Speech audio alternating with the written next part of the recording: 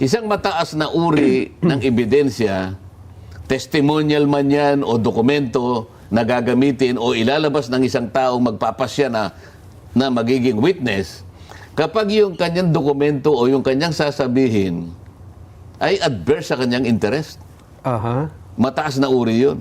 Ibig sabihin, mapapahamak siya. Si Gutesa, mapapahamak siya. Pero wala naman siya kinalaman. Dapat. Wala siyang gain. Wala siyang pakinabang. Wala siyang pakinabang. Una, wala siyang kinalaman doon eh. Naisip niya lang, naligalig siya. Ito palang ginagawa namin eh. Yan pala yung pinag-uusapan nila ron. Kung tumahimik siya, wala. Yung palang bulto-bultong, yung palang Mala-melata. mali-malitang pera pala na dinahakot namin. Ito pala yung pinag-uusapan doon. Paano na yung bansa natin pagka ganito? Anong pakikinabangan niya? Wala. Totoo po. Pero ang magiging disgrasya sa kanya, marami. Laki. Hindi lang sa kanya, kundi sa pamilya niya.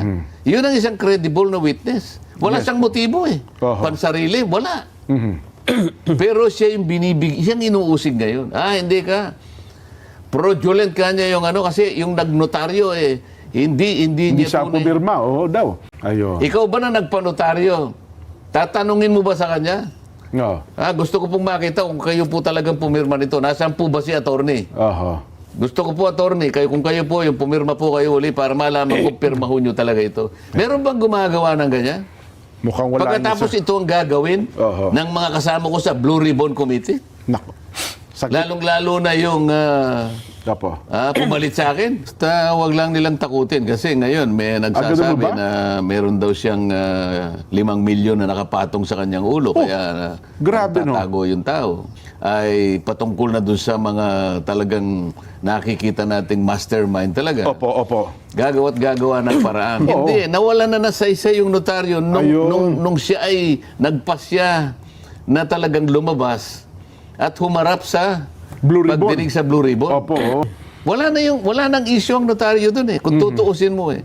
Pero pinipilit nilang gawan ng paraan para sa ganoon maipakita sa kaisipan ng publiko na akala mo may kaugnayan pa yung notaryo.